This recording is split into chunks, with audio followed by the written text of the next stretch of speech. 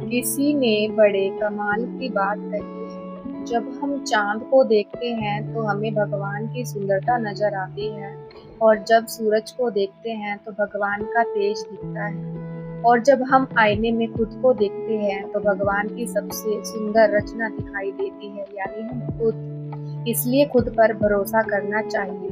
नमस्ते, आप देख रहे हैं सुमन सैनी 12 ये कहानी पुराने जमाने की है। एक गांव में एक बूढ़ा किसान रहता था। उसके पास दो बड़े घड़े थे। वह रोज नदी से पानी भरकर अपने घर लाता था। दोनों घड़े एक लंबी लकड़ी के दोनों सिरों पर बंधे रहते थे। उसमें से एक घड़ा बिल्कुल सही था, लेकिन दूसरा घड़ा थोड़ा टूटा हुआ था।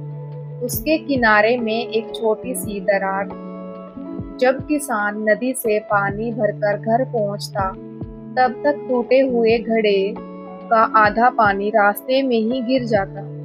सही घड़े को अपने ऊपर बहुत घमंड था। वह हर दिन टूटे घड़े से कहता, देखो मुझे, मैं पूरा पानी घर तक पहुंचाता हूँ, लेकिन तुम बेकार हो, आधा पानी रास्ते में गिरा देते हो। यह सुनकर टूटा घड़ा बहुत दुखी रहने लगा। उसे लगने लगा कि वह किसी काम का नहीं। एक दिन वह किसान से बोला, मालिक, मैं शर्मिंदा हूँ। मेरी वजह से आपका आधा पानी रास्ते में बह जाता है। मैं बहुत कमजोर और बेकार हूँ। किसान मुस्कुराया और बोला, क्या तुमने कभी रास्ते के उस हिस्से को ध्यान से देखा है जहाँ से तुम चलते हो? घड़े ने कहा, नहीं। अगले दिन किसान उसे ध्यान से रास्ता देखने को बोला। घड़े ने देखा कि जिस तरफ वह लटका रहता था, उस रास्ते पर सुंदर सुंदर फूल खिले हुए थे। पूरी पगडंडी रंग बिरंगी लग रही थी। घर पहुंचकर किसान बोला, तुम्हारी दरार से जो पानी रोज गिरता था, उससे मैंने रास्ते में बीज बो दिए थे।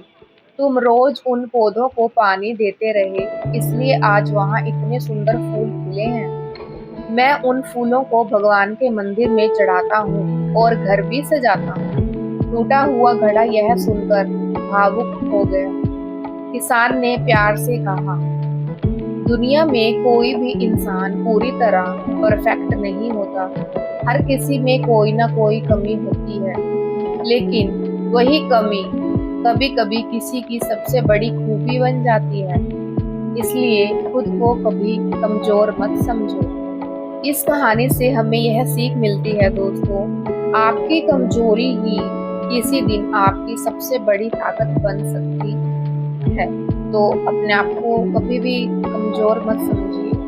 अगर आपको ये कहानी अच्छी लगी है तो मेरे चैनल को लाइक एंड सब्सक्राइब करें। और आप सभी ने मेरी कहानी को पूरा सुना, सबके लिए आपका धन्यवाद। और अगर आप ऐसी कहानियाँ और सुनना चाहते हैं तो आप मेरे चैनल से जुड़ सकते हैं। धन्यवाद।